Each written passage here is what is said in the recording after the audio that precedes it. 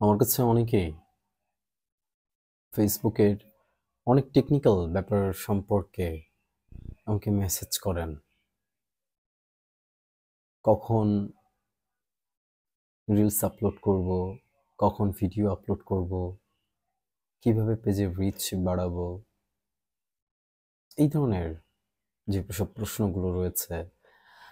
আমি যদিও এসব বিষয়ে খুব একটা পারদর্শী নই, অনেকদিন ধরে পেজ চালাই, কিন্তু কখনো ফেসবুক যেভাবে ফেসবুকের স্রোতে যেভাবে গা ভাসিয়ে দিতে বলে সেভাবে আসলে কখনো আমি গা ভাসিয়ে দিতে পারিনি। এটা মনে হয় আমার একটা ব্যর্থতা বলা যেতে পারে, যে আমি সেটা পারিনি।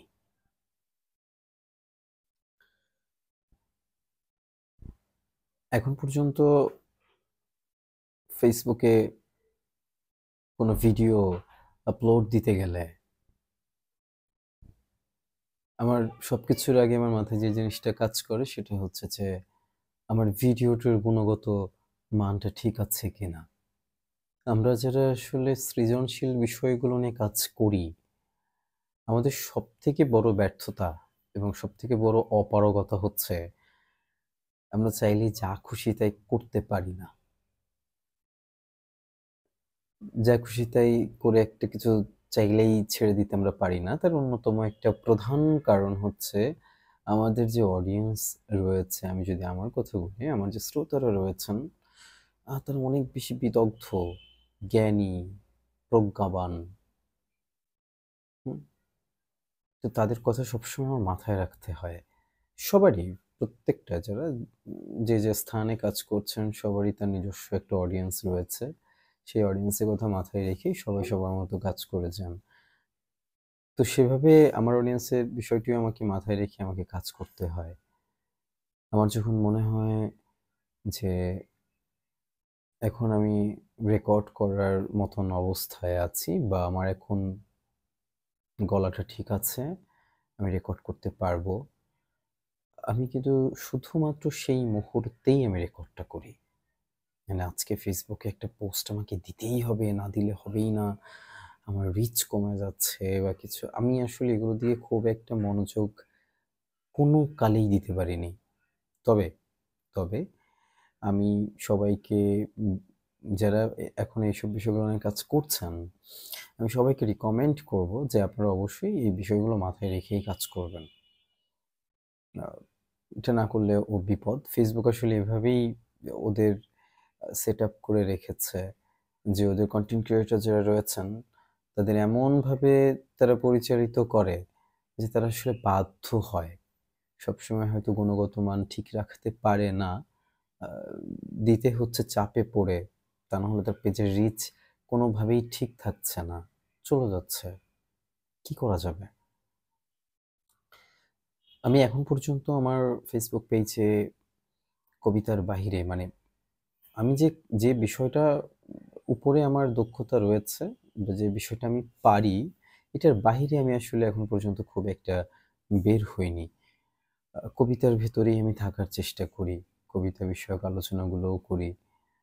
যেহেতু আমার পেজে অনেক ধরনের অডিয়েন্স রয়েছেন, সবার কথা মাথায় রেখে মাঝে, মাঝে একটু আমার ছোট বোনটার সাথে আ খুনসুটির কিছু মুহূর্ত আমি শেয়ার করি। কিন্তু সবকিছুর মূলে আমার কোর কনটেন্ট কিন্তু আমার কবিতা। এটাকে কিন্তু আমার মাথায় রাখতে হয়। যে এটা আমার কোর কনটেন্ট। এটার উপর বেস করেই আমার এই পেজটা দাঁড়িয়ে আছে। হুম? তো আমি জানি যে আজকে আমি কি ভিডিও করে দিলে কালকে সেটা মিলিয়ন, মিলিয়ন ভিউ হয়ে যাবে। কোন বিষয় নিয়ে কাজ করলে, কোন ধরনের মানে কন্ট্রোভার্সিয়াল যেসব বিষয়গুলো আছে সেসব বিষয় নিয়ে আলাপ আলোচনা, মুখরোচক, চোখরোচক, মনোরোচক বিষয়গুলো নিয়ে কথা বললে, তো সব জানলেই কি আর সবকিছু প্রয়োগ করা যায়? যায় না তো। দিন শেষে আমাদের আয়নার সামনে দাঁড়াতে হয়। আয়নাতে নিজের মুখ দেখতে হয়। তো সেখানে সারাদিনে কয়টা কাজ করেছি সেটার থেকেও খুব গুরুত্বপূর্ণ একটা ব্যাপার হচ্ছে কি করেছি, কি করছি? এটার উত্তরটা দিতে হয়। যার দরুন যারা আসলে এই মুহূর্তে এই বিষয়গুলো এই জায়গাগুলো নিয়ে কাজ করছেন, আমি শুধু সবাইকে একটা কথাই বলতে চাই যে মনোযোগ দিয়ে নিজের কাজটা করুন সুন্দর করে। যে কাজটা করতে চাচ্ছেন কাজের কোয়ালিটি ঠিক রেখে শুধু মন দিয়ে কাজটা করে যান। ধৈর্য রাখুন, নিজের উপরে ভরসা রাখুন আর কাজটা করে যান সুন্দর করে। বাকি যা আছে ওগুলো দেখবেন যে ওগুলো এমনিই আপনার কাছে চলে আসছে। ওগুলোর পেছনে আপনাকে দৌড়তে হচ্ছে না। আপনাকে শুধুমাত্র দৌড়তে হবে আপনার নিজের দক্ষতা অর্জনের জন্য, ধৈর্য ধরে রাখার জন্য, আ সহনশীলতা বৃদ্ধি করার জন্য, নিজেকে সুন্দর করে উপস্থাপন করার সকল ধরনের দক্ষতা নিজের মধ্যে নিয়ে আনার জন্য যা করা দরকার সেগুলো আপনাকে করতে হবে। আপনি শুধু এগুলোর দিকে মনোযোগ দিন। আমার পেজের রিচ হঠাৎ করে উঠে গিয়েছিল অনেক। আমি অনুযায়ী আসলে অনেক। শুধুমাত্র আপনারা জানেন যে এই মুহূর্তে ফেসবুকে কত ধরনের কত সব বিষয় নিয়ে কাজ হচ্ছে। আ কত সুন্দর camera equipments, shooting, sound quality সবকিছু কত চমৎকারভাবে উপস্থাপন করে সেখানে শুধুমাত্র কবিতা নিয়ে যতদূর পর্যন্ত আমি আসতে পেরেছি, এটা আমার কাছে অনেক বড়।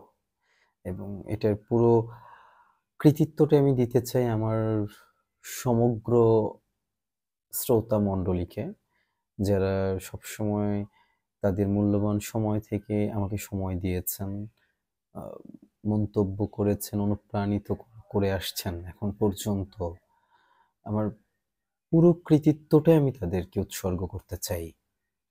আমি খুবই আ আশীর্বাদ তুষ্ট যে অ্যা এরকম এত চমৎকার একটা শ্রোতা মণ্ডলী পেয়েছি আমি।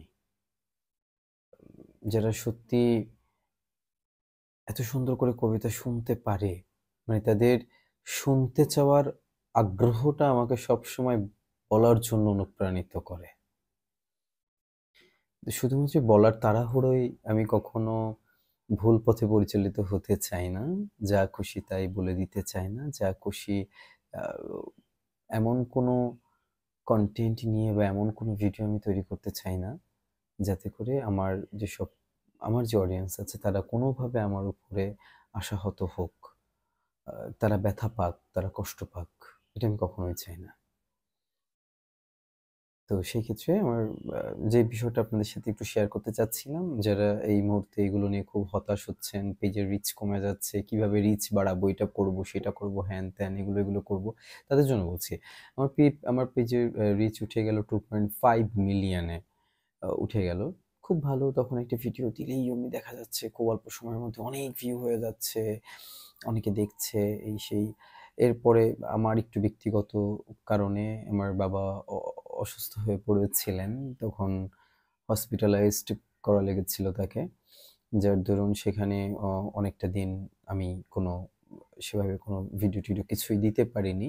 সেগুলো তারপরে আনুষঙ্গিক এই যে নিয়ম করে যেভাবে ভিডিও আপলোড করতে হয় সেগুলো আমি সেগুলো একদম শুরু থেকে এখন অবধি আমি কোনো কালেই যারা আমার নিয়মিত শ্রোতা রয়েছে তারাও বলতে পারবে না আমি এক্সাক্টলি কখন কবিতা আপলোড করি।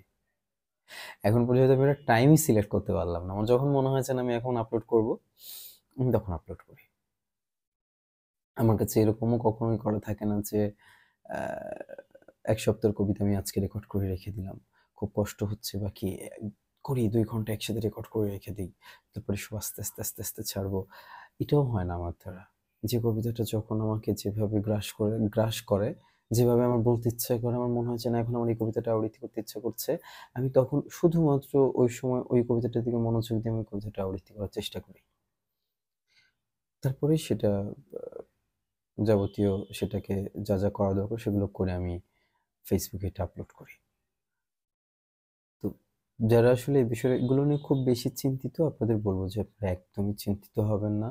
শুধুমাত্র মন দিয়ে আপনার কাজটি আপনি করে যান। নিজের উপরে বিশ্বাস রাখুন, সৃষ্টিশীল কাজের সাথে থাকুন।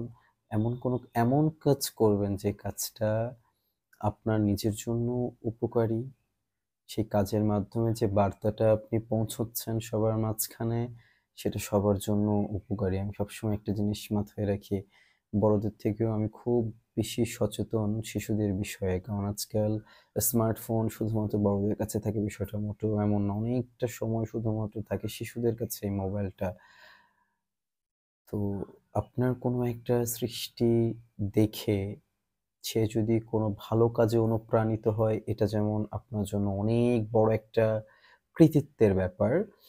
একইভাবে আপনার সৃষ্টি করা কোনো খারাপ কনটেন্ট দেখে একটা শিশু যদি কোনোভাবে ভুল পথে পরিচালিত হয়, এটার দায়ভারও কিন্তু আপনাকেই নিতে হবে সারা জীবন। এটা সবসময় আমার মাথায় থাকে এবং এটা মাথায় রেখেই আমি আমার কাজগুলো করার চেষ্টা করি। আশাহত হবেন না। ভালোর জয় শেষ পর্যন্ত ভালোর জয়ই সুনিশ্চিত হয়। হুম? আপনি আপনার ভালো কনটেন্টটা নিয়ে যদি সেটা অবশ্যই সৃজনশীল, সৃষ্টিশীল এবং সবার উপকারে আসে, এরকম কোনো কনটেন্ট নিয়ে যদি আপনি কাজ করেন, শুধু বলব যে ধৈর্য ধরে আপনি শুধু আপনার কাজটা করে যান। ধৈর্য ধরে। ধৈর্য হারানো যাবে না। পৃথিবীতে একটা মাত্রই প্রতিভা, সেটা হচ্ছে ধৈর্য। এটা যার কাছে আছে, সে যদি তার ভেতরে কোনো একটা প্রতিভা যদি নাও থাকে, সে চাইলে তার দক্ষতাকে প্রতিভাতে সে রূপান্তর করতে পারে। আর যদি ধৈর্য কারো ভেতরে না থাকে, তার ভেতরে যদি প্রতিভাও থাকে, সেটাকেও সে কখনো ধরে রাখতে পারে না। এটা আমাদের মনে রাখতে হবে। সবাই ভালো থাকবেন, সুস্থ থাকবেন। যারা ভালো, ভালো কাজ করছেন তাদের সবার জন্য অনেক, অনেক শুভকামনা। আরো সুন্দর, সুন্দর কাজ আপনারা করে যান। নিশ্চয়ই সফলতা আপনার দরজায় এসে কড়া নাড়বে।